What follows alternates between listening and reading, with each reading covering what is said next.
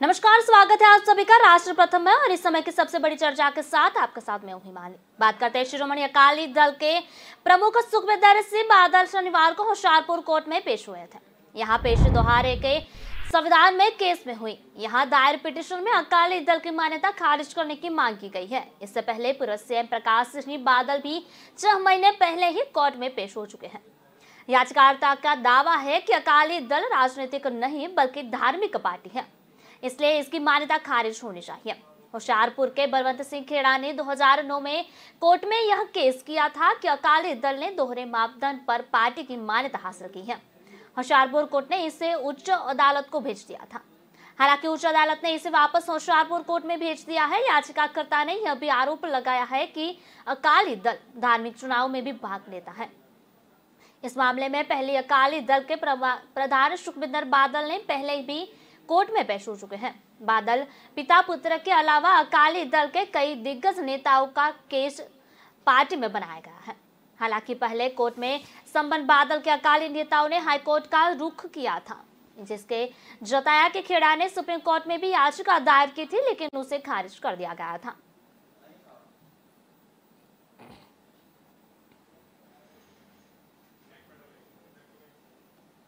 बात करते हैं लव जिहाद के विरोध में कल दिशा में हिंदू समुदाय द्वारा बंद का ऐलान किया गया।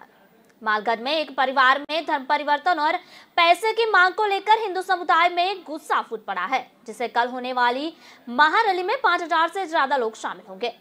पूरे माली समुदाय में भड़क उठा है। दिशा का मालगढ़ गांव में माली समुदाय के परिवार का धर्मांतर कर 25 लाख रुपए की मांग के बाद परिवार के मोबी ने आत्महत्या करने की कोशिश की, जिससे पूरे माली समुदाय में गुस्सा फूट पड़ा है। हालांकि पुलिस ने कुछ आरोपियों को गिरफ्तार भी किया है, लेकिन धर्मांतरित परिवार के अभी तक न मिलने से माली समुदाय समेत पूरे जिले में हिंदू समुदाय के रोष था और उस दिशा में सहित जिले भर के लोग दिशा में महारैली में शामिल होंगे और विभिन्न व्यापारियों ने इसका समर्थन भी किया है। दिशा बंद घोषणा, इसके साथ ही दिशा गंज बाजार, दिशा शाक market and cold storage association, कपड़ा सुनार, धार्मिक, सामाजिक और युवा संगठन, राजनीतिक नेता सहित विभिन्न संघ भी इस रैली में शामिल होने वाले हैं। इस रैली में जिले भर के गांव 200 से अधिक ट्रैक्टर लेकर दिशा महारैली में शामिल हुए। हालांकि प्रशासनिक व्यवस्था और पुलिस की ओर से किए गए इंतजाम भी किए जाएंगे। हालांकि यह योजना बनाई गई है कि इस रैली में 5000 से ज्यादा लोग शामिल हुए। पाखंडियों के खिलाफ बैनर व नारेबाजी के साथ सुबह 10 बजे शहर के सड़कों पर साईं बाबा मंदिर से फिर डिप्टी कलेक्टर तक रैली निकाली और धर्मांतरित परिवार को मौत की सजा देने के लिए स्वदेश वापसी की मांग के साथ विधर्मियों के खिलाफ सख्त कार्रवाई की भी मांग की है।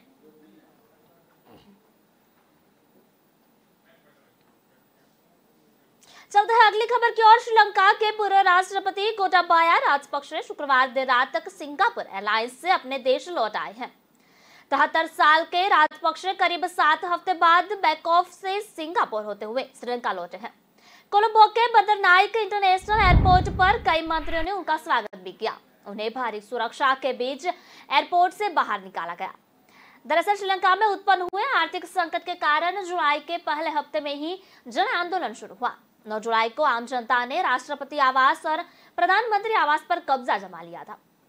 इसके बाद राजपक्षे अपने सरकारी घर छोड़कर भाग खड़े हुए।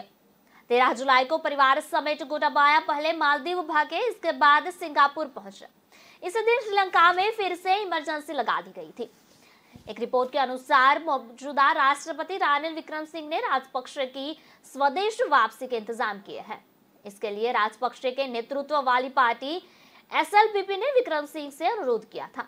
बता दें कि 19 अगस्त को एलसीपीपी के महासचिव सागर ने इस संबंध में विक्रमसिंघे के साथ बैठक की थी। कार्यावासन के अनुरोध पर ही श्रीलंका सरकार ने राजपक्षे की सुरक्षा के लिए कड़े इंतजाम किए हुए हैं। देश में अपने खिलाफ भड़के असंतोष के बाद राजपक्षे ने परिवार के साथ 13 जुलाई को श्रीलंका छोड़ दिया था। इसके बाद वह सिंगापुर पहुंचे, यहीं से उन्हें पद से इस्तीफा मिल गया था। सिंगापुर ने 2 बार में उन्हें 28 दिन रहने की मंजूरी थी, इसके बाद इसे बढ़ाने से इनकार कर दिया। श्रीलंका के कई संगठनों ने सिंगापुर से राजपक्षे के खिलाफ केस दर्ज करने को कहा था। हालांकि इसके पहले ही उन्होंने यह देश छोड़ दिया। जानकारी के मुताबिक सिंगापुर से एक रिटर्न फ्लाइट से थाईलैंड रवाना हुए। राजपक्षे सिंगापुर में परमानेंट रेसिडेंशियल की परमिशन चाहते थे, लेकिन वहां भी सरकार ने उन्हें यह मंजूरी नहीं दी, जिसके बाद उन्होंने थाईलैंड से अपने देश आने की मंजूरी मांगी थी। थाईलैंड सरकार ने मानवीय आधार पर 73 साल के राजपक्षे को विजिटिंग वीजा दिया था। खास बात यह थी कि सरकार ने उन्हें वीजा सशर्त दी थी। सरकार का कहना था कि राजपक्षे यहाँ रहकर किसी दूसरे देश में स्थायी शरण पाने के लिए कोशिश कर सकते हैं, लेकिन यहाँ से वो श्रीलंका से जुड़ी कई सी पॉलिटिकल इक्विटी में हिस्सा नहीं ले सकते।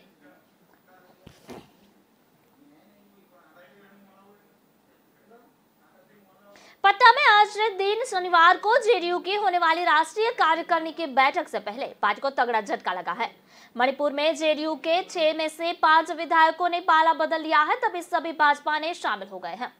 इनमें के एच जयकिशन, एस सनाते, मोहम्मद अजहबउद्दीन, पूर्व पुलिस महानिदेशक एम खाउचे और थांगसाम अरुण कुमार भी शामिल हैं।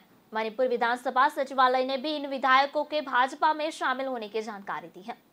जेडीयू ने इस साल मार्च में हुए मणिपुर विधानसभा चुनाव में 38 सीटों पर प्रत्याशी उतारे थे, जिसमें से 6 सीटों पर जीत दर्ज की थी। अभी वहां सिर्फ एक विधायक ही जेडीयू में बचा है।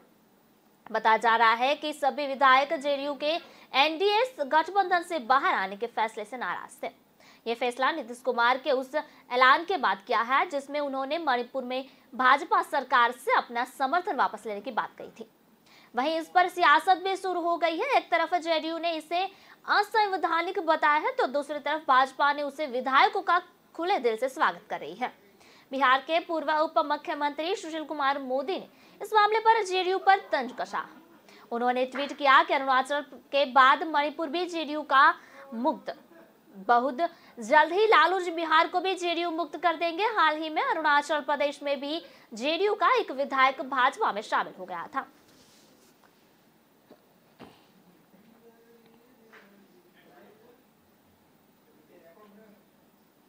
अगली खबर आई है महाराष्ट्र से। यहाँ इन दिनों गणेशोत्सव का पर्व चल रहा है। इस मौके पर राजनीतिक नेताओं व कार्यकर्ताओं के घरों में भी गणपति जी विराजमान हैं। इस मौके पर लोग एक दूसरे के घरों में गणपति के दर्शन करने जा रहे हैं। इस कड़ी में महाराष्ट्र के पूर्व मुख्यमंत्री अशोक चौहान एवं उप मुख्यमंत्री देवेंद्र फडणवीस के बीच मुलाकात हुई। मुलाकात के बाद सियासी अटकलों का बाजार गर्म हो चुका है। जानकारी के मुताबिक दोनों ही नेता मुख्यमंत्री एकनाथ शिंदे के ओएसडी आशीष कुलकर्णी के वल्ली स्थित आवास पर गणेश दर्शन के लिए गए थे। इस मुलाकात के बाद कहा जा रहा है कि चौहान के नेतृत्व में कांग्रेस का एक बड़ समूह जल्द ही पार्टी छोड़कर भाजपा में जा सकता है। प्रदेश के दोनों पूर्व मुख्यमंत्री के बीच मुलाकात ऐसे समय हुई है जब केंद्रीय गृह मंत्री अमित शाह भी सोमवार को मुंबई पहुंचने वाले हैं। अशोक चौहान को 2 बार महाराष्ट्र के मुख्यमंत्री रह चुके हैं। इसके अलावा वह कांग्रेस, राकंपा और महाविकास अघाड़ी गठबंधन सरकार में कैबिनेट मंत्री भी रहे। उनके पिता शंकरराव चौहान भी 2 बार राज्य के मुख्यमंत्री रह चुके हैं। चौहान परिवार की मराठवाड़ा क्षेत्र में अच्छी पकड़ मानी जाती है। हालांकि अशोक चौहान को आदर्श घोटाले के कारण अपने दूसरे मुख्यमंत्री कार्यकाल के दौरान पद छोड़ना पड़ा। यह मामला पूरी तरह से खत्म नहीं हुआ है। हाल ही में एकनाथ शिंदे सरकार के विश्वास मत हासिल करने के दौरान कांग्रेस को जो विधायक मतदान प्रक्रिया समाप्त होने के बाद सदन पहुंचे थे, उनमें से एक अशोक चौहान भी थे। एक रिपोर्ट के मुताबिक हालांकि चौहान इन अटकलों को खारिज कर दिया है, लेकिन वह भाजपा का रुख कर सकते हैं। उन्होंने कहा है कि मैं जल्द ही दिल्ली में कांग्रेस की भारत जोड़ो रैली में भाग लूंगा। भाजपा में शामिल होने की सभी अटकलें निराधार है। मैं आशीष कुलकर्णी के यहाँ गणेश दर्शन के लिए वहां गया था। वहां उप मुख्यमंत्री भी पहुंचे हुए थे। हमारी सौहार्दपूर्ण मुलाकात हुई।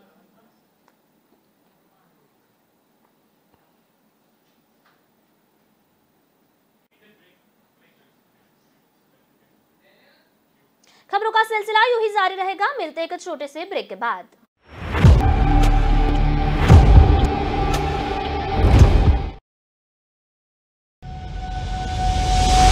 लहरों से डरकर नौका पार नहीं होती, कोशिश करने वालों की कभी हार नहीं होती।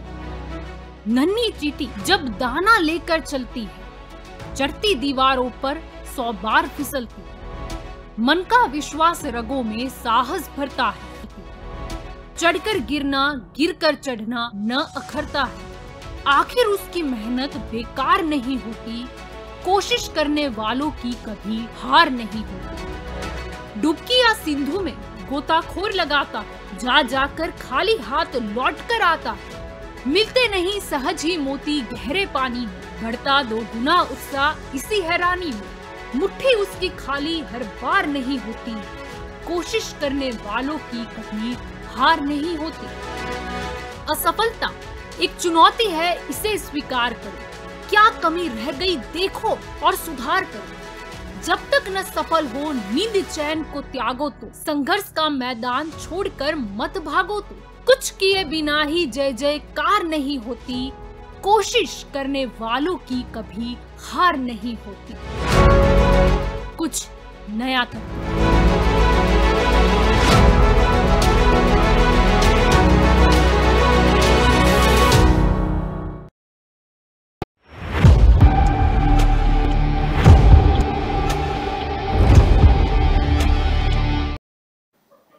ब्रेक के बाद आपका स्वागत है। आइए खबरों में बढ़ते हैं आगे और बात करते हैं शिवसेना में ऐतिहासिक फूट के बाद राजनीतिक तौर पर कमजोर हो चुके उद्धव ठाकरे के सितारे गर्दिश में हैं। इन सब के बीच उनके चचेरे भाई महाराष्ट्र नवनिर्माण सेना अध्यक्ष राज ठाकरे के सूबे की राजनीति में अचानक प्रासंगिक हो चुके हैं। भाजपा के वरिष्ठ नेता व उप मुख्यमंत्री देवेंद्र फडणवीस के बाद मुख्यमंत्री एकनाथ शिंदे भी राज ठाकरे के आवास पर जाकर मिल चुके हैं। इसके बाद अब चर्चा है कि केंद्रीय गृह मंत्री अमित शाह भी राज ठाकरे से मिल सकते हैं। केंद्रीय गृह मंत्री अमित शाह 5 सितंबर को मुंबई आ रहे हैं। इस दौरान वे लालबाग के राजा के दर्शन भी करेंगे। मुंबई भाजपा अध्यक्ष आशीष शेलार के बुलावे पर मुंबई में गणपति के दर्शन करने आ रहे हैं। उप मुख्यमंत्री देवेंद्र फडणवीस के घर भी जाएंगे। सूत्र के अनुसार भाजपा और मन से दोनों दल के नेताओं की तरफ से राज ठाकरे की अमित शाह से मुलाकात के प्रयास किए जा रहे हैं। वहीं प्रदेश भाजपा अध्यक्ष चंद्रशेखर बावनकुळे ने कहा कि मुंबई दौरे पर आ रहे हैं केंद्रीय गृह मंत्री किससे मिलेंगे, इस बारे में फिलहाल कुछ नहीं कर सकते हैं। राज ठाकरे से हमारे मित्रवत संबंध है, लेकिन बीएमसी चुनाव शिवसेना और भाजपा मिलकर लड़ेगी। साल 2017 में भाजपा अध्यक्ष चुने जाने के बाद अमित शाह मुंबई आए थे और आर्थिक राजधानी के सबसे चर्चित गणपति लालबाग के राजा के दर्शन किए थे। उसके बाद वे हर साल गणेशोत्सव के दौरान यहाँ मुंबई में गणपति के दर्शन करने के लिए आते रहे, लेकिन कोरोना महामारी के कारण शाह इस साल 2 साल के अंतराल पर मुंबई आ रहे हैं। सूबे में सत्ता परिवर्तन के बाद शिंदे, फडणवीस और बावनकुळे सहित कई नेताओं ने राज ठाकरे से उनके घर जाकर मुलाकात की है। अब राज से शाह की मुलाकात की अटकल है। इससे पता चला है कि परप्रांतीय विरोध की राजनीति करने वाले राज ठाकरे अब किसी भी पार्टी के लिए अछूत नहीं रहे। एशिया की वैभवशाली नगर निकाय बृहद मुंबई महानगर पालिका में अक्टूबर महीने में चुनाव होने की संभावनाएं हैं। ऐसे में शिवसेना के मराठी मतों की काट के लिए राज ठाकरे सत्ताधारी दल शिवसेना और भाजपा के लिए काफी उपयोगी साबित हो सकते हैं। हाल के दिनों में हिंदुत्व की राजनीति की ओर लौटने के कारण भाजपा और मनसे के बीच नजदीकी बढ़ी है। भाजपा के चाणक्य अमित शाह मुंबई आने पर बीएमसी चुनाव को लेकर भाजपा के नेताओं व पदाधिकारियों के साथ बैठकर रणनीति बनाएंगे। ऐसे राज ठाकरे से उनकी संभावित मुलाकात के मायने निकले जा रहे हैं।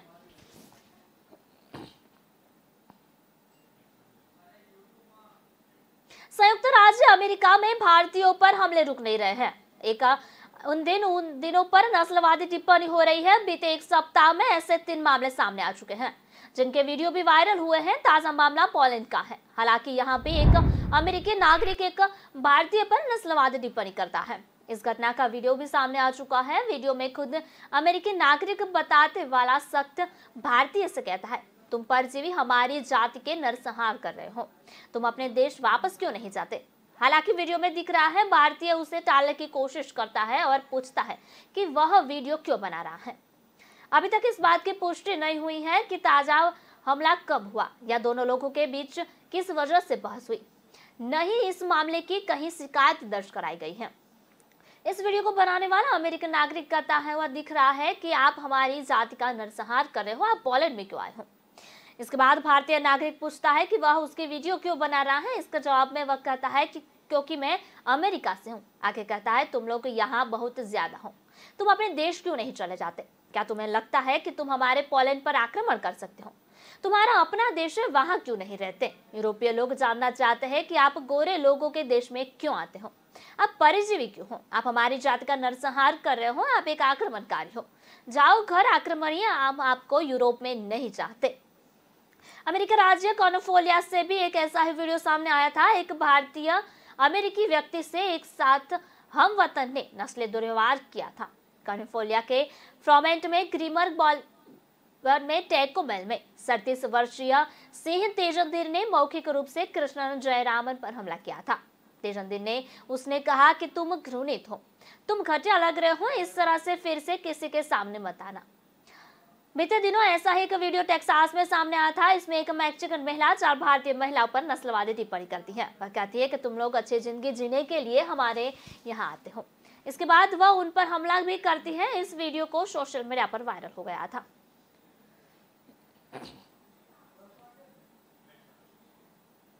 भारत एक बार फिर दुनिया की 5वीं सबसे बड़ी अर्थव्यवस्था बन चुका है। ब्रिटेन एक पायदान फिसलकर 6ठे स्थान पर आ गया है। इंटरनेशनल मॉनेटरी फंड के मुताबिक भारत साल 2021 के आखिरी 3 महीनों में ब्रिटेन से आगे निकल चुका है। जीडीपी के आंकड़ों में भारत यह बढ़त वित्त वर्ष 2022-23 में भी बनाए रखे हुए है। भारत की अर्थव्यवस्था की बात करें तो इसी अवधि में ब्रिटेन की अर्थव्यवस्था रोजमर्रा की चीजें महंगी होने से ब्रिटेन ने 5वीं सबसे बड़ी अर्थव्यवस्था होने का तमगा खो दिया और दूसरी ओर भारतीय अर्थव्यवस्था लगातार बढ़ रही है। एक दशक पहले भारत सबसे बड़ी अर्थव्यवस्थाओं में 11वें स्थान पर था, जबकि यूके 5वें स्थान पर था। दरअसल ब्रिटेन में 4 दशकों से सबसे तेज इन्फ्लेशन और मंदी के बढ़ते रिस्क का सामना कर रहा है। बैंक ऑफ इंग्लैंड ने अनुमान जताया है कि यह स्थिति 2024 तक रहेगी। दूसरी तरफ भारतीय अर्थव्यवस्था का इस वर्ष 7% की दर से बढ़ने का अनुमान है। ब्रिटेन की स्थिति में यह गिरावट ऐसे समय आई है जब देश में राजनीतिक अस्थिरता है और सत्तारूढ़ पार्टी नया प्रधानमंत्री चुनने के दौर में है। अंतर्राष्ट्रीय रैंकिंग में ब्रिटेन की गिरावट नए प्रधानमंत्री के लिए अप्रिय स्थिति होगी। कंजर्वेटिव पार्टी के सदस्य सोमवार को बोरिस जॉनसन के उत्तराधिकारी का चयन करेंगे। अनुमान जताया जा रहा है कि विदेश सचिव लीज ट्रस पूर्व चांसलर ऋषि सुनक से आगे हैं। आईएमएफ के मुताबिक 2019 में भी नॉमिनल जीडीपी के मामले में भारत 5वीं बड़ी अर्थव्यवस्था बन गया था। ब्रिटेन 6ठे स्थान पर आ गया था। हालांकि भारत फिर पिछड़ गया। हाल ही में एमएसएमई इमर्जिंग मार्केट्स इंडेक्स में चीन को पीछे छोड़कर भारत दूसरे स्थान पर आ गया था।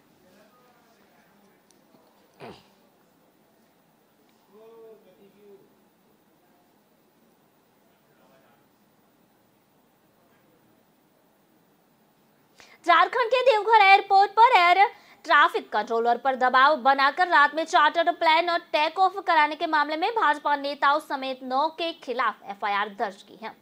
इनमें गौडा से बीजेपी सांसद निशिकांत दुबे, उनके 2 बेटे सांसद मनोज तिवारी और भाजपा नेता कपिल मिश्रा का नाम भी शामिल है। एफआईआर देवघर एयरपोर्ट पर तैनात डीएसपी सुमन अमन ने जिले के कुंडा थाना में दर्ज शिकायत पर कराई है। डीएसपी सुमन अमन के मुताबिक 31 अगस्त को गौडा के सांसद, उनके दोनों बेटे मनोज तिवारी और अन्य लोगों देवघर एयरपोर्ट के एटीसी के जबरन घुसे और कर्मचारियों पर जबरन क्लियरेंस के लेने दबाव का बनाया हुआ। उन्होंने अपनी शिकायत में यह भी कहा कि देवघर एयरपोर्ट पर नाइट टेक ऑफ और लैंडिंग की सुविधा अभी तक नहीं है। इस मामले में गौडा सांसद ने निशिकांत ने हेमंत शरण पर निशाना साधा है। उन्होंने कहा है कि पीड़ित परिवार से हम मिलने आए तो आप इतने बौखला गए कि पीड़ित सिस्टम हमें गाली देने लगा। झारखंड के इस्लामीकरण से त्रस्त परिवार के इंसाफी लड़ाई केस मुकदमे में बंद हो नहीं होगी। 31 अगस्त को सांसद निशिकांत दुबे, मनोज तिवारी, कपिल मिश्रा देवघर से दुमका गए थे। ये सभी दुमका में पेट्रोल अटैक में मारी गई नाबालिग पीड़ित परिवार से मिलने पहुंचे थे। दरअसल दुमका में 23 अगस्त को एक नाबालिग लड़की को पड़ोस में ही रहने वाले शाहरुख हुसैन ने घर में पेट्रोल डालकर जला दिया था। रांची के रिम्स में उसका इलाज चल रहा था। 28 अगस्त को उसकी मौत हो गई थी।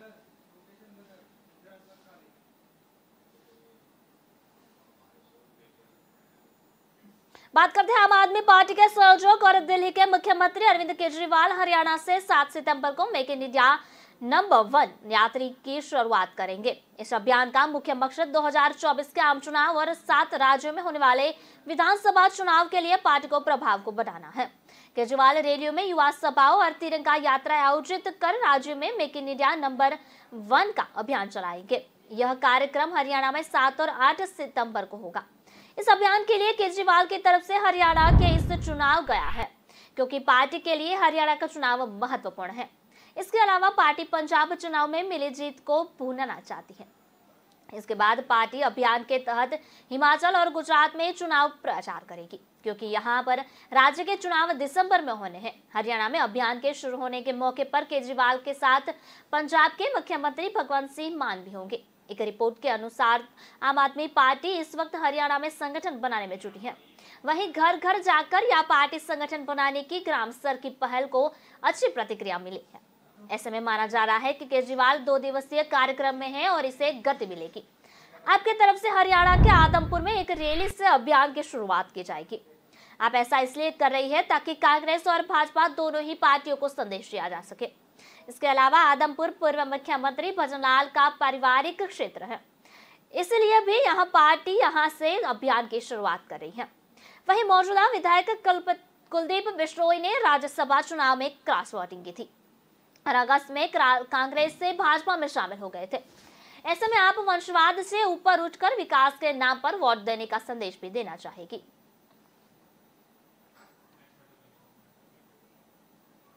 असम में राष्ट्रीय जांच एजेंसी ने कई ठिकानों पर छापेमारी की है। यह कार्रवाई प्रतिबंधित उग्रवादी संगठन United liberation front of Assam में युवाओं की भर्ती के मामले में की गई है। जानकारी के मुताबिक एनआईए की टीम ने इस छापेमारी में डिजिटल उपकरण, गोला बारूद के साथ आपत्तिजनक दस्तावेज और उल्फा से संबंधित साहित्यिक जब्त किया गया है।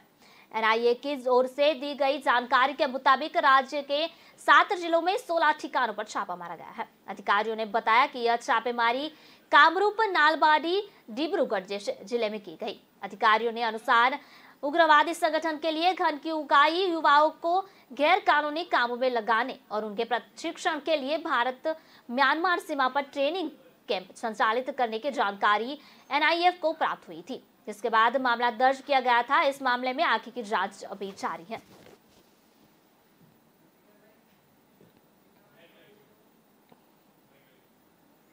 खबरों का सिलसिला यूं जारी रहेगा। मिलते हैं एक छोटे से ब्रेक के बाद।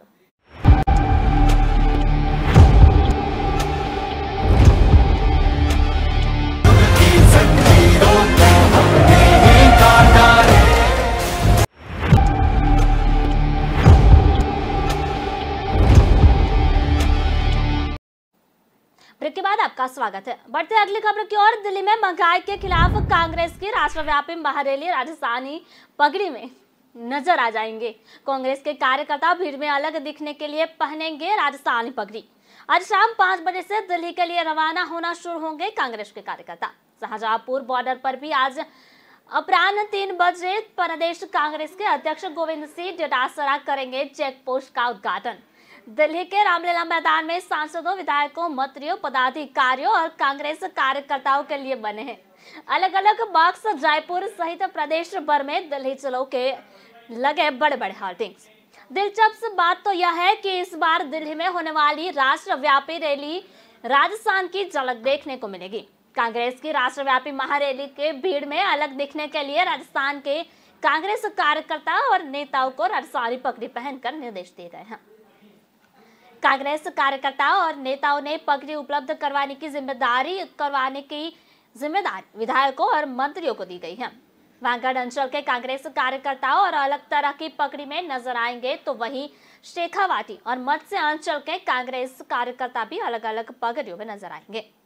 बताया जाता है कि पगड़ी के जरिए संदेश दिया जाएगा कि राजस्थान से कितनी संख्या में कांग्रेस कार्यकर्ता और नेता राष्ट्रव्यापी रैली में भाग लेने दिल्ली पहुंचे हैं। वहीं कांग्रेस की राष्ट्रव्यापी रैली मुद्दे नजर रखते राजधानी जयपुर सहित प्रदेश भर में कांग्रेस की ओर से दिल्ली चलो के बड़े बड़े होर्डिंग्स लगाए गए हैं, जिनमें कांग्रेस के पूर्व अध्यक्ष राहुल गांधी और विशेष फोकस रखा गया है। राहुल गांधी के अलावा मुख्यमंत्री अशोक गहलोत, प्रदेश प्रभारी अजय माकन और पीसीसी चीफ डोटासर भी फोटो लगी है। रैली को लेकर बड़े बड़े होर्डिंग्स लग रहे हैं, जरिए भी कांग्रेस की ओर से सियासी संदेश दिया गया है।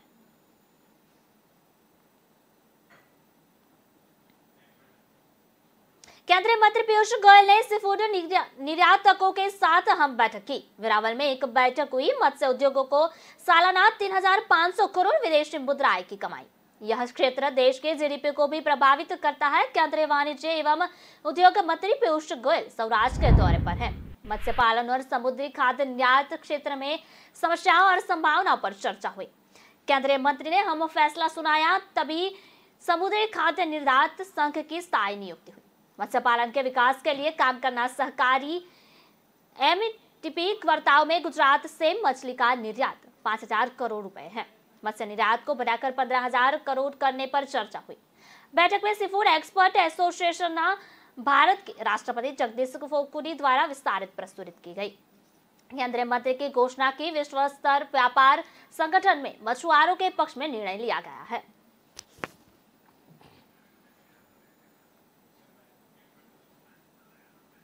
पंजाब की आम आदमी पार्टी सरकार के रडार पर अब पूर्व मंत्री विजयेंद्र सिंगला आ गए हैं। सिंगला के पीडब्ल्यूडी मंत्री रहते अलर्ट हुए 5 करोड़ से ज्यादा कीमत के टेंडरों की जांच शुरू हो गई है। सूत्रों के मुताबिक विजिलेंस ने इस बारे में सिंगला के करीबी रहे 5 लोगों को पूछताछ के लिए बुलाया है। विजिलेंस को शक है कि इन टेंडरों में कोई गड़बड़ी हुई है। हालांकि इस बारे में अभी विजिलेंस ब्यूरो या पूर्व मंत्री विजयेंद्र सिंगला की कोई प्रतिक्रिया नहीं आई है। सूत्र के मुताबिक इस बारे में विजिलेंस को शिकायत मिली थी, जिसमें कहा गया कि पिछली कांग्रेस सरकार में 5 करोड़ से ज्यादा टेंडर की में गड़बड़ियां है। इसमें कांग्रेस सरकार के वक्त ही वायरल हुए कुछ मैसेज भी विजिलेंस तक पहुंचे हैं। शुरुआती जांच में विजिलेंस को गड़बड़ी का शक हो रहा है। इसमें कुछ कॉन्ट्रैक्टर्स के दरकिनार पर खास लोगों को काम अलर्ट किया गया है, जिसके बाद संगरूर के डीएसपी के लेवल के अफसरों को इस मामले की जांच सौंपी गई है। इस मामले में विजिलेंस ने कुछ अफसरों के सम्मन भेजकर तलब की है। पंजाब में 2 पूर्व कांग्रेसी मंत्री साधु श्री धर्मशोत और भारत भूषण आशु करप्शन केस में जेल में है। वहीं संगत सिंह जमानत पर चले हैं। तभी इसके अलावा पूर्व वित्त मंत्री मनप्रीत बादल के खिलाफ भी शिकायत पहुंची है। वहीं करीब 150 करोड़ के कृषि मशीनरी घोटाले में पूर्व सीएम कैप्टन अमरिंदर भी सरकार के रडार पर हैं। वर्षों की बारी में मामले में अमरिंदर राजा वडिंग और ग्रांट बंटवारे में पूर्व सीएम चरणजीत चन्नी भी जांच के घर में चल रहे हैं।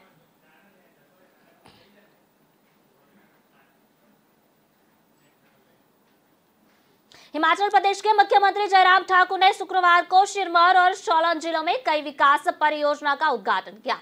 यह सत्ताधारी भाजपा सरकार के अपने मिशन रिपीट को हासिल करने के प्रयासों के क्रम में था।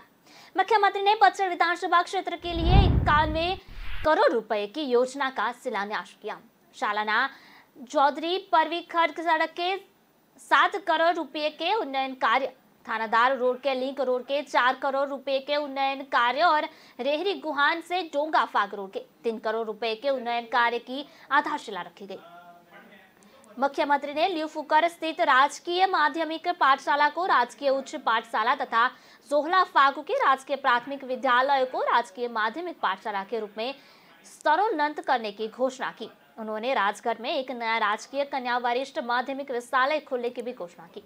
सोलन के दून विधानसभा क्षेत्र में मुख्यमंत्री 26 करोड़ रुपए की 13 विकास परियोजना का उद्घाटन किया।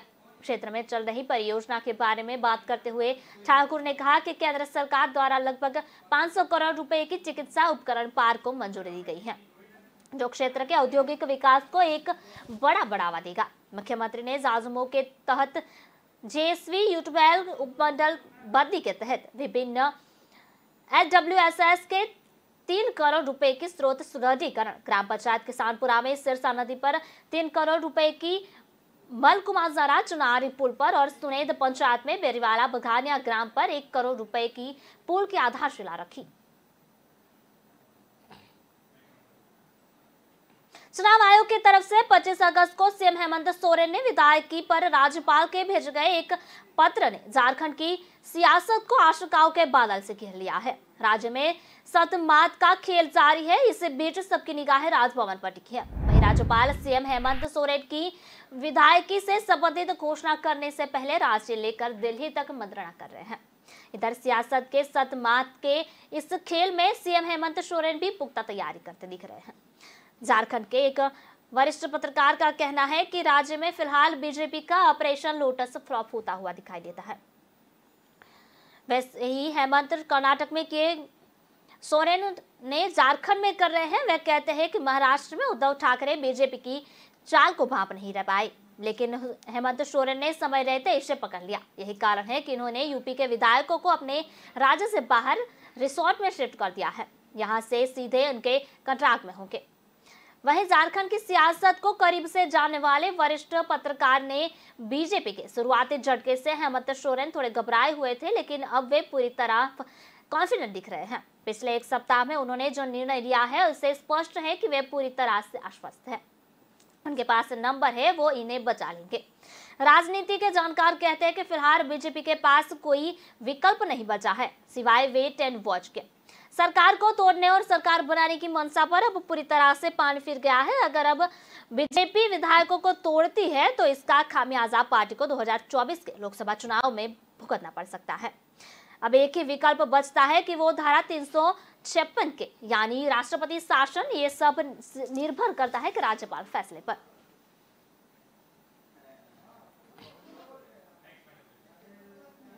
राजद के साथ सरकार बनाने के बाद बिहार के मुख्यमंत्री नीतीश कुमार की राष्ट्रीय राजनीति में भूमिका को लेकर चर्चा जोरों पर है।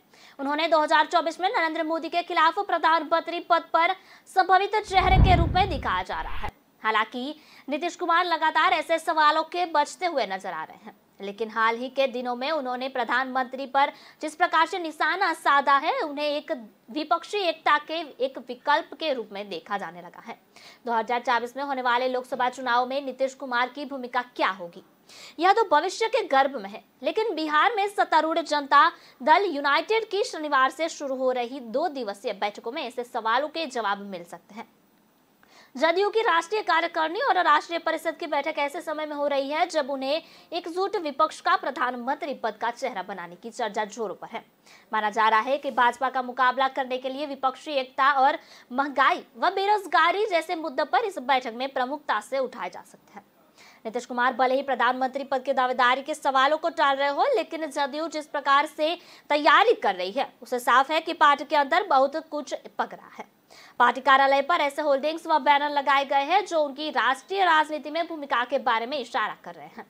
इस बैठक में जदयू के देश भर का पदाधिकारी शामिल होंगे। जदयू के राष्ट्रीय महासचिव अफाक अहमद खान ने कहा कि देश भर के लगभग 110 पार्टी नेता, जिनमें इसके 26 राज्य इकाइयों के अध्यक्ष शामिल हैं, शनिवार को राष्ट्रीय कार्यकारिणी के बैठक में हिस्सा लेंगे। वहीं रविवार को राष्ट्रीय परिषद की बैठक में पार्टी के 250 से अधिक नेता शामिल होंगे। दरअसल बैठक स्थल पर प्रदेश में देश में दिखेगा, आगज हुआ बदलाव होगा, जुमला नहीं हकीकत है और मन के नहीं काम की जैसे होल्डिंग लगाए गए हैं।